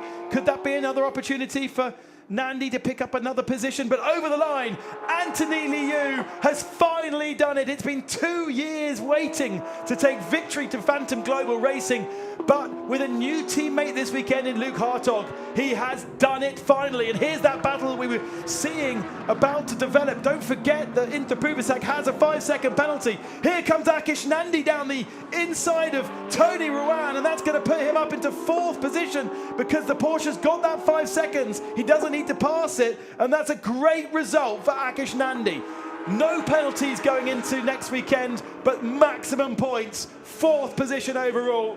Behind him comes Dean Chen once again. A silver AM victory for Craft Bamboo Racing. And my lord, 6th position again. Such a good result. Here's Ben Porter in the AMAC Porsche. In the end, it's just been a tale of penalties and drama all the way through to the flag. Yeah, what an action-packed race this has been. Over the line, Aoki holds on ahead of Frankie Chen, and they finish in 10th position in that Nissan. That was facing the wrong direction at one point. Yeah, and started last. And started last, yeah. So Ben Porter coming towards the line to pick up an AM victory. But if we run through the 20 finishes, everybody has got a story to tell. There is no one there has had a simple race. What entertainment here in Mandalika.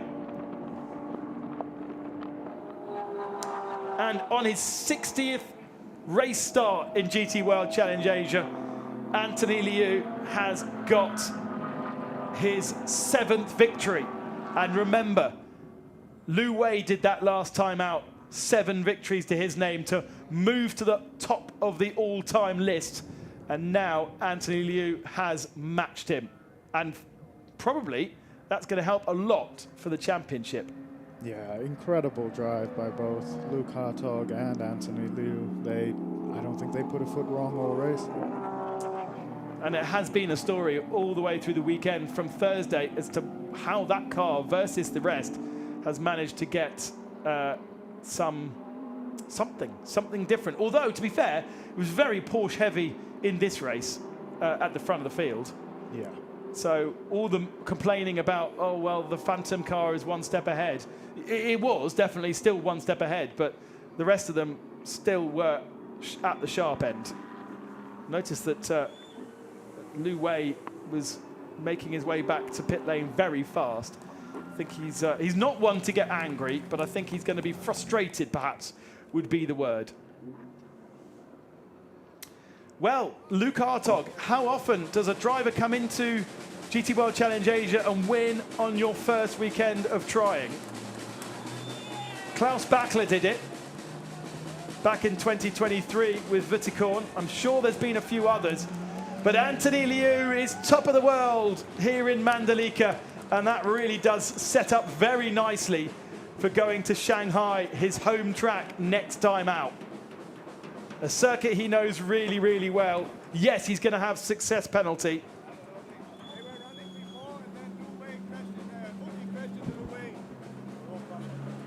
And just being explained by his mechanics what happened behind. He's saying, well, hang on, where's the number 4? Well, why is he not in second position? I'm sure that's where they were before. He's going, oh. And also knows, of course, that the 911 is the championship leader. And he doesn't really need the 911 to take too many points. No. But they have, again, a second position. What a lovely outfit Benjamin has managed to find himself.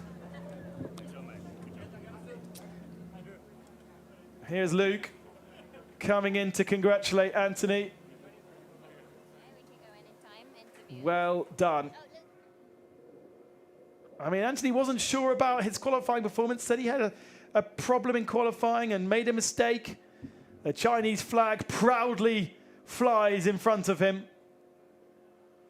And see, Amy is down there as well. There is Akish Nandi. Massive respect to the job that he's done today. 4th position is absolutely what he needed to do. Looking sweaty, looking hot. He's going to be looking forward to getting into the sea in a few moments. I wonder if he surfs. Yeah. Let's go down to Amy and hear from our victors. Here with the winners of this race. Perfect racing today. Well, he's setting up his flag on the car. Luke, you did a fantastic job. Congratulations on this win. Thank you. Yeah, feels very good. Perfect execution. Bit of a polarity from yesterday, but yeah, we did great. I mean, this guy finished it off. We were all the time, let's say, we executed the best we could. It was a bit, let's say, a bit more tense for us in the later stages, which you couldn't find on or follow on TV. But yeah, it was a good race for us. Congratulations, Anthony. I know you wanted this so bad. You've been waiting. It's been too long. Speak your heart out. Congratulations. Well, it turns out all you needed was a Q2 pole, right? Yeah. But you did a fantastic job. How do you feel? How was the racing? I was more like a free practice because he did such an amazing job. I had, well, nothing apart from this idiot that ignores the blue flag. He's lucky I'm fighting for the win. Otherwise, I put him in the wall, you know? So, yeah. But it is a grand win. It's your 7th, so party hard. 7? Yeah, it's your 7th win. 6. 6. I was wrong. Oh, okay, so it's your 6th. So let's go for 7 next then. Yeah, 7th, yeah. All right, let's go to the beach and party. Before that, to the podium. Well, that's my fault, because I said 7th. But I'm pretty sure... Well, maybe I've done my maths wrong again. Maths was never my strong point. No, he's done 6. He has 6 already. It is his 7th. A race win in Sepang back in 2017, and then 3 in 2023 in his championship winning year, and 2 in 2024. So that definitely makes 6. So this is his 7th. He may have forgotten 2017. It's such a long time ago. But we are going to hear in a moment from our silver winner, let's not forget that 911 in second position, Ron Huang and Alessandro Goretti. And again, Pato and Evans on the podium. Akash Nandi, P4 overall, and obviously the silver winner. Congratulations as a solo driver. How do you feel? I feel tired. It was a really hot race. It was much more hotter than yesterday for me.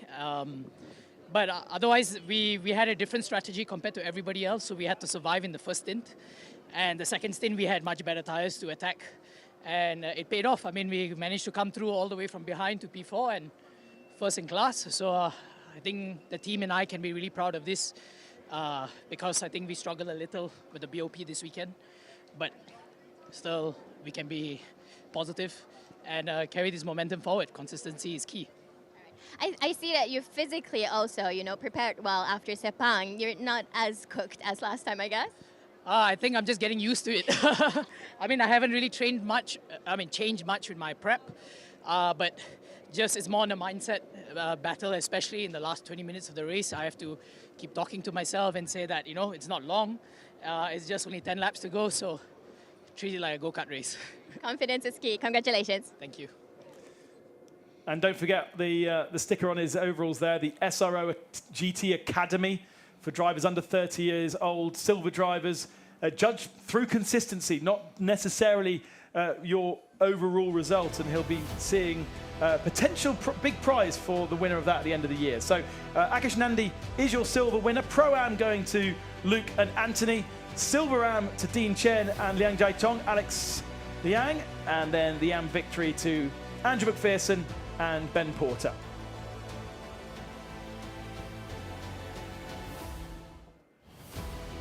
And so here are the corrected results after various penalties have been applied. Top three, such a good job for Jackson Evans and Andres Pato to be on the podium with that penalty. Akash Nandi, absolutely the best result for a silver driver they can have because he doesn't get any penalties moving forward into Shanghai. Then Jesse Krohn and Tony Moran in 5th position, losing a spot at the end there. Dean Chen and Alex Jiatong in 7th, dropping down to 8th, the 918 after that penalty. So that's still their best performance. And then Andy Dung and Liu Kai Sheng for silver, 2nd position and 8th overall, with the number 4 dropping to 9th after their drive-through penalty. And then very, very tight, just half a second, a 10th between the two silvers for 3rd, coming across the line, and for one last championship point in 10th position. Nissan just winning out there.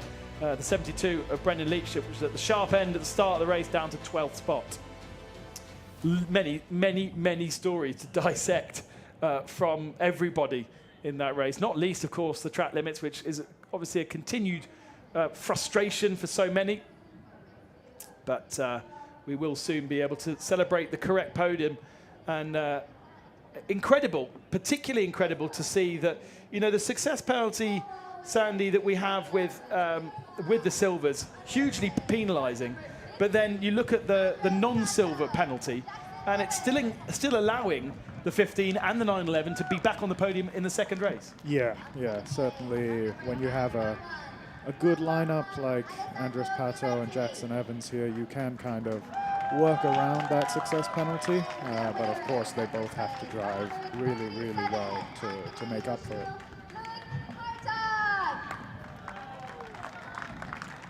A double overall podium for Jackson Evans and Andres Pato puts them right into the mix of things, moving to Shanghai next time out.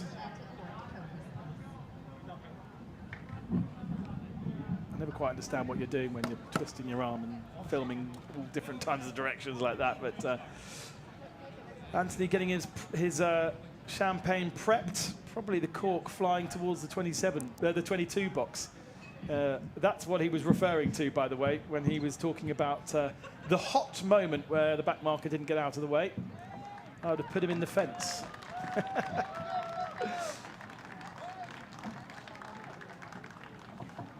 Trophies then for our top 3 here in Mandalika. We're going racing again on Friday, the 5th of June. Yeah, Weird, huh? Friday and Saturday race in Shanghai next time out, about a month from now. And then it will be the 2 Japanese events. Anthony Liu jumping the gun. That's a 5-second penalty if ever I've seen one for jumping the start. I never quite understand. What's your philosophy on this, Sandy? Go early and soak everybody before. Yes.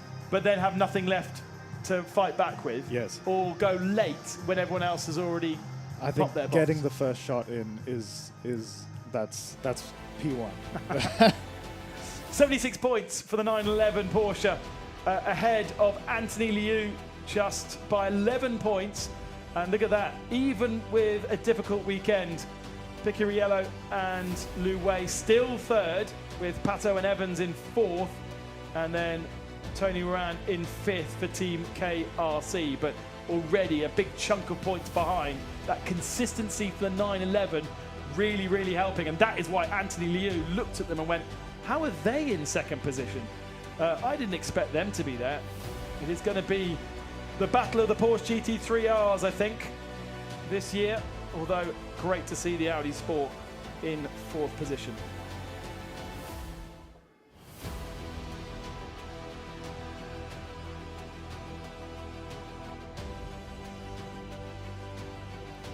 So, the silver podium, and there is Kim Yasato, looking very, very cool with his Nissan flag. Those Nissan Nismo flags come everywhere with the team.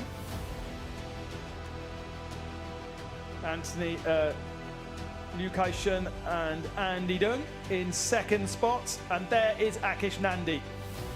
Silver victory, but probably more important in his eyes, fourth position.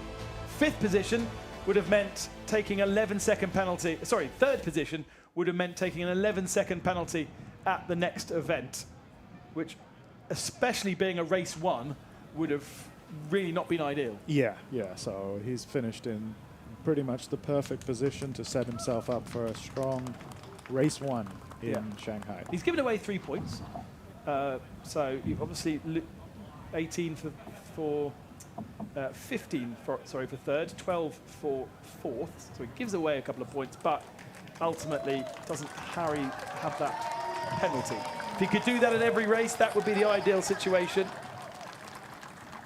because the Silvers are so badly punished when it comes to being in the top 3. But also a situation that's going to be continually analysed.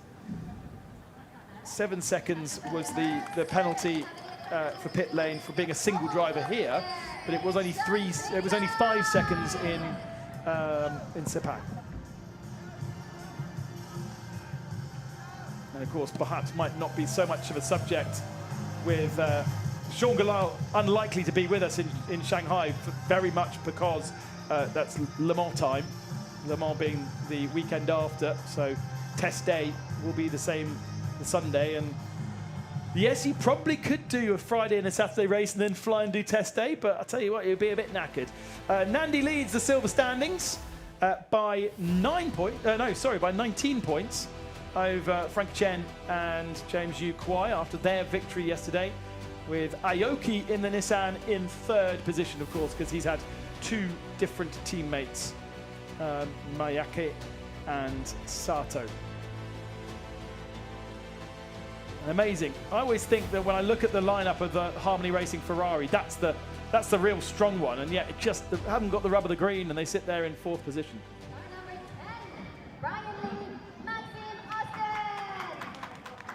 KRC, so very strong last year, but the BMW just, again, it's another one of those cars that hasn't quite had that starring performance that we saw in 2025.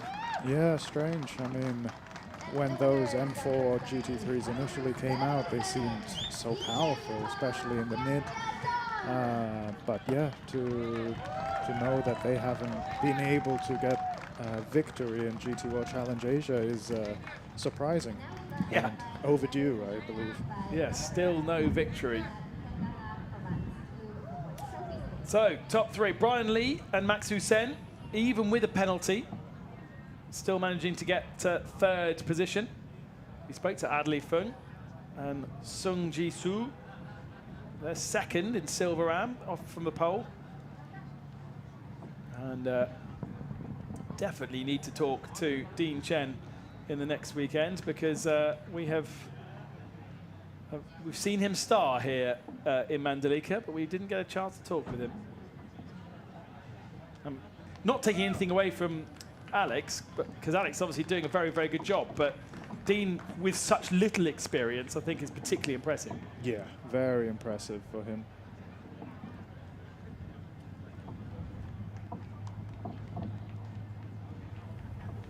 So the trophies being handed out to our top 3 here in the Silver Ram category.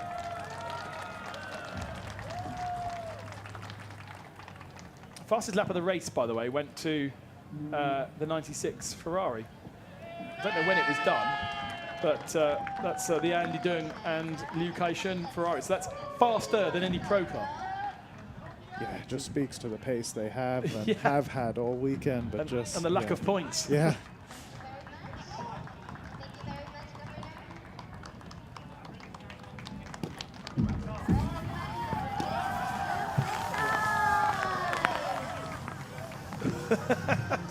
Quite direct there by Alex.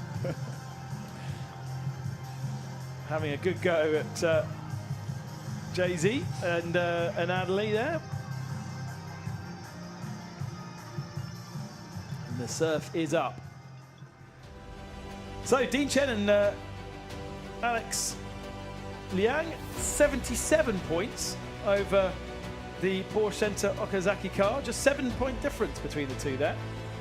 Didn't really see much of the Mercedes. It's been a long, long time since Mercedes took a victory in GT World Challenge Asia now.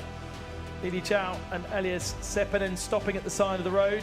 3rd position in the Silver Ram standings, but ahead still of the BMW. Brian Lee and Max Hussein, of course, didn't score points yesterday.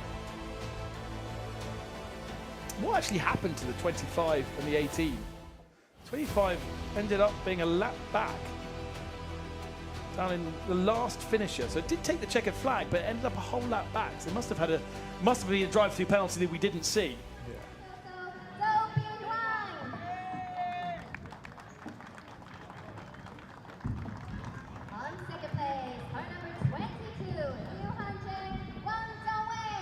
And now to the AM podium. And the winners on first place. And Setoban Satoshi having to hand over the lead, the win. And there are the 2 Aussies. 2 highly experienced racers. The most race starts in GT World Challenge Asia for Ben. And Andrew, unfortunately, because he missed out a weekend in Sepang at the start of last year, he doesn't have quite as many starts as Ben. But Ben Porter and Frankie Cheng are the 2 most experienced racers in our championship. Each driver missing 1 season of racing. So no driver's done every single race. Or every single season, I should say.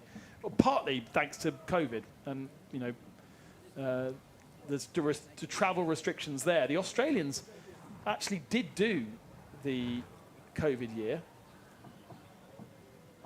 but Frankie didn't, being stuck in China. And so trophies to Andrew McPherson, to William Ben Porter, which is his passport name, but everyone knows him as Ben, and actually everybody knows Anthony McPherson as Tony McPherson, which I learnt this weekend. It's not Anthony, it's Andrew. Yeah. Is it still Tony then? Yeah, weirdly. I can now understand why I was being moaned at yesterday. Because I was introduced to him as Tony. It's very strange. Anyway. They spray the champagne. Ben Porter half a minute back when he took over the car, but so much drama in the second half of the race. Liu Hangcheng and Wang Zhongwei are our championship leaders in AM by 16 points over Zhou Bihuan, or Mike Zhou, and Setuan Santoso in second position. Ben Porter and Andrew McPherson just 3 points back.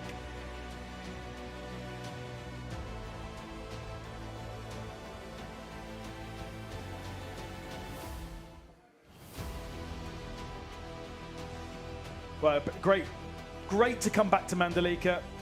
I'm crossing all fingers and toes that we'll be back here next year, and I'm confident that we will be. It's such a beautiful place to go racing, a circuit that everyone seems to like, a venue that everyone definitely loves. Yes, it's a bit difficult to get to, and certainly from a logistics point of view, just think of how hard it is to get all these cars onto this remote island when it doesn't really have a big port. Some of the ferries bringing the cars over were just carrying 4 containers. That's all they could carry. There's a lot of containers in the GT World Challenge Asia paddock. So well done, particularly, I think, to JAS, to YAS Performance Motorsport Logistics, who look after the movement of the cars. We had a few squeaky bum moments at the start of the weekend where some of our containers were not here when they should have been, but the race weekend has run perfectly smoothly and has been hugely, hugely enjoyable.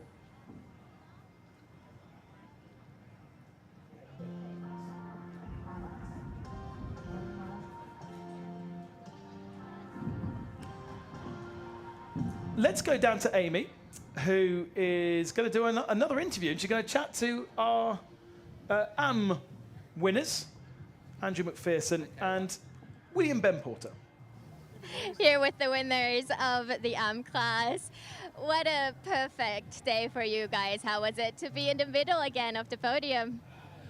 Well, it's always terrific to be on the top step. So, yeah, and Ben drove a great race, and so our competitors had some bad luck as well. So it's just racing, isn't it? So, yeah. Do you think you get to enjoy the beach after this? No, we'll go for a nice, cool beer, I think. That also doesn't sound bad. Congratulations again. And Ben, you were on fire this weekend. How was it looking back? Yeah, look, absolutely awesome. We, in the new car this year, sort of struggled at the beginning, but a huge amount of effort from all the boys and crew, which we totally appreciate, because without the effort they've put in the last few weeks, we wouldn't have been in this position. So, you know, as Andrew said, a little bit of fortune went our way today, but that's motor racing, and so we'll take the #1, and we're really happy. Congratulations again, and enjoy the beer. Thanks.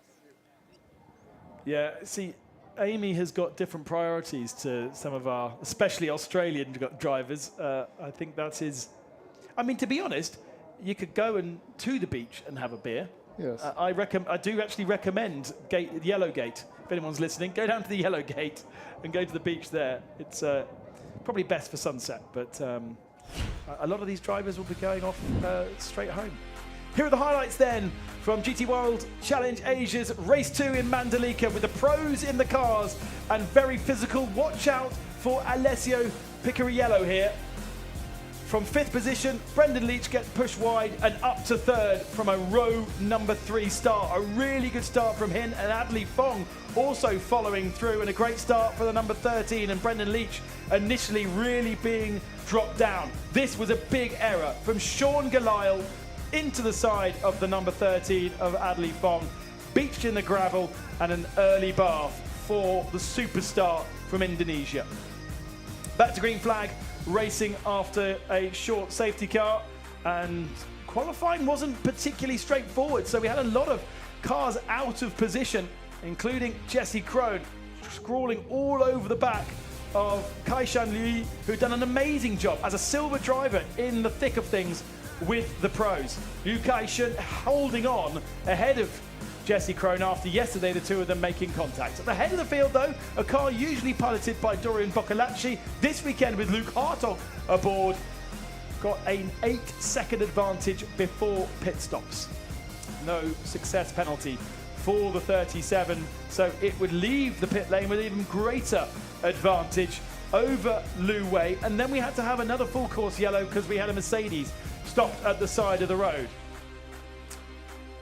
Big dive down the inside from Rong Huan to try and get past Wei Lu, but it didn't happen at turn number 1, and it didn't happen at turn number 2, and we had to go round to turn number 11 before Wei Lu was off on the side of the circuit, got his tyres dirty, and that concertina effect ended up with this contact 2 corners later. Bittercon into through the sack, losing control of the 918 and making contact. Alessio was not very happy. But at the front of the field, and Anthony Liu controlled it. He said it was like a practice day. Came over the line and took his 7th victory in GT World Challenge Asia and moves to the top of the all-time list. And more importantly, right back into contention for the championship. It's been 2 years since that man was on the top step of the podium. And he's done it here once again in Mandalika.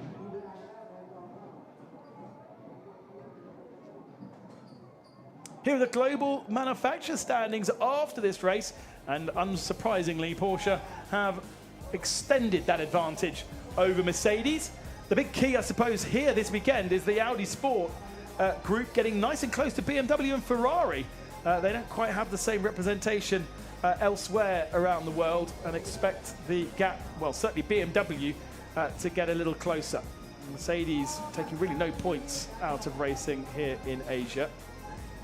But the day is just beginning over in the UK, where GT World Challenge Europe will begin racing shortly. The support races will be streamed, as well, of course, as the 2 sprint races. Much like GT World Challenge Asia format, the first race of the year in Europe was a 6-hour race, the endurance style, but this is our calendar, and this is where we're going next. Shanghai International Circuit on the 5th and 6th of June. And then we get the Power Tour Japanese races, Fuji International and Okayama. Don't forget that in September, we've got the 1,000 Ks at Suzuka. For many of these teams, they'll be part of that, but it isn't part of GT World Challenge Asia as a calendar, because effectively it's a 6-hour race, and it would be the same budget as the whole season. So internally, a bit of a difficult discussion. We'll finish our year in Beijing on the streets of E-Town, and that was a quite mad event last year to round out our championship. We had 7 competitors going into that race as possible victors. Well, the drums continue to ring out around the circuit. We've still got plenty of racing to come from our support series here. There are the military band, which actually I'm not sure we saw at the start of the race. They were there, but I'm not sure that we saw them actually performing. A huge thanks to the Mandalika Cultural Festival for organising 180 performers on the grid. It really was absolutely incredible. And now we have our pit walk. So everybody who was in the grandstands are now able to come down into the pits and have a wander up and down. All the cars, of course, are in parc fermé, either underneath the podium for the top 3, or the rest of them are in parc fermé in their particular garages. Parc fermé meaning literally in French, closed area, closed park. And it's the time where the scrutineers will check the cars to make sure that they are conforming to the regulations. Is that a zebra? Kind of looks like a zebra. Zebra or a white tiger? Ah, white tiger. More likely in this part of the world. The IPDN. Oh, Sandy, we're going to see you in Shanghai? Yes, I will be there. Wonderful. Well, look forward to it. I hope you guys at home have enjoyed your GT World Challenge Asia event here in Mandalika. You'll just have to come and enjoy the beach next year. Come over, make it a part of a holiday. You can eat for so cheap and eat incredibly good food. You can swim in the ocean, in the swimming pool, and come and watch mega GT action. Thanks for joining us. Enjoy the rest of your day. Bye-bye.